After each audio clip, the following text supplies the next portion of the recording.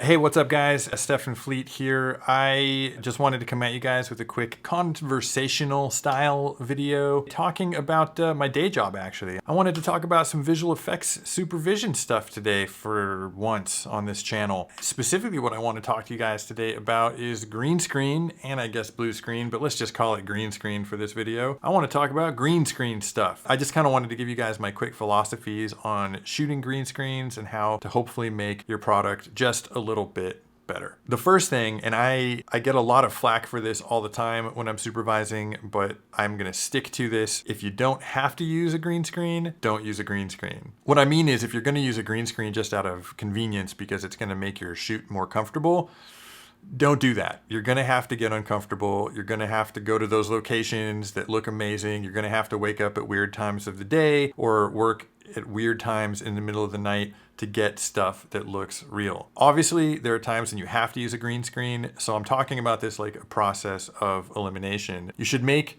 using green screen for your backgrounds the last option if possible. All right, number two, this is kind of technical, but I just want to dive right into exposure of green screens because I get asked this question by directors of photography all the time and DITs and stuff. It's probably the number one question I get asked is what do you expose a green screen at? And the answer is it's actually not a constant. Ideally, and this is where prep is important, you are going to have a pretty good idea of what your background is before you get in to shoot your green screen shoot. Maybe you don't have it exactly down, but you've done some R&D, maybe you've got some concept sketches, you know if it's going to be a bright day. The truth is, if you're doing daylight exterior versus nighttime interior, the lighting of that green screen and the exposure is going to be pretty different. If you want a blanket rule, if you want something safe, if you look at a waveform meter and you're looking at it in a Rec 709 color space, this is very specific. So if you're looking at a waveform meter in Rec 709 color space out there on the set and everyone's like, oh, what do we expose this thing at? Just aim for 50 IRE, right in the middle. Don't let them go too low. A lot of times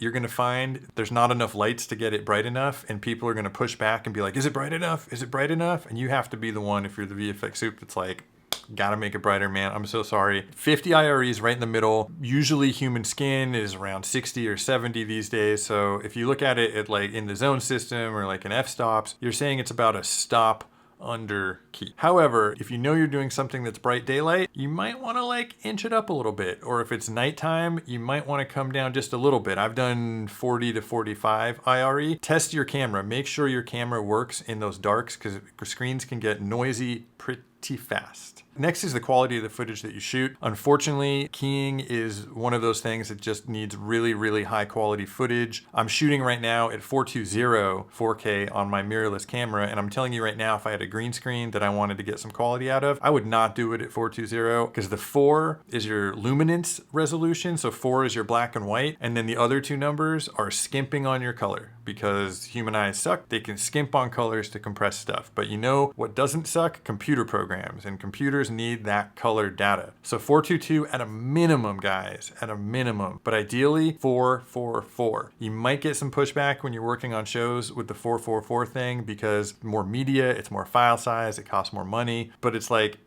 do you want your show to look good? Then spend that money. Maybe you don't have to shoot the whole show 444. Definitely flip it up to 444 when you're shooting green screen. Also, if you have the option, 10-bit, 8-bit, you get stair steps, 10-bit, nice smooth image. So 444, 10-bit, blah, blah, blah, blah, blah, blah. Shoot at a high quality. Cameras are getting better and better at shooting at these high qualities, so there's really no reason not to. All right, next, this is kind of a specific one. If you're gonna be doing a daytime exterior scene that requires a green screen, a lot of times people wanna shoot these like indoors, like in a soundstage, like fake that it's daytime. Never do that. Never ever do that. If it is a daytime exterior scene, shoot it outside during the day. If that means propping up your screens against a soundstage wall or building a giant frame or getting out cargo shipping crates, whatever you gotta do, I'm telling you right now, if you want your stuff to look the best, shoot your daytime exterior stuff, daytime exterior. Why? Because it takes a lot of light to make something look like the sun. And in my experience, it's really hard to replicate that indoors. Which leads me right into the next tip, which is make sure the lighting doesn't look too studio-y. And this is a collaboration between the visual effects supervisor and the DP. And this is where it's really important that the visual effects supervisor in prep has worked with the DP and picked out some of these backgrounds. So you go in kind of knowing what your backgrounds are gonna look like. You can't really like blame a director of photography for lighting something wrong if they have no idea what they're lighting for. It's your job as the visual effects supervisor to help them visualize what the background is gonna look like. And you know, any good DP is gonna wanna work with you, and it's gonna work great if you collaborate. And the point is to make the lighting in the studio feel like the lighting that's gonna be in the background. If you don't do that, and believe me, I've seen some really big shows recently on streaming services that have not done a lot of this. I feel like I can see the communication breakdown leading up to the shot. It could look like your character is like, you know, in a studio, like lit for a photo shoot when they're supposed to be like outside on a rooftop or something like that at night. It's bizarre to me that this is even happening in this day and age. Like you have to know what the context of what you're going to be filming before you film it. Okay, so next, make sure you have enough green screen. I know this sounds crazy, but if you go out to a location and you're like, oh yeah, we're going to have to do green out here, it's your job as the visual effects supervisor to understand how much green you're going to need and communicate that to your grip, electric, and camera departments. Usually grip, primarily a rigging grip. If you get something like Artemis Viewfinder for your phone, which is a great tool that lets you replicate camera lenses, the minute you like go down a little low and tilt up and do some kind of like cool action upshot on a wider lens, you'd be amazed at how much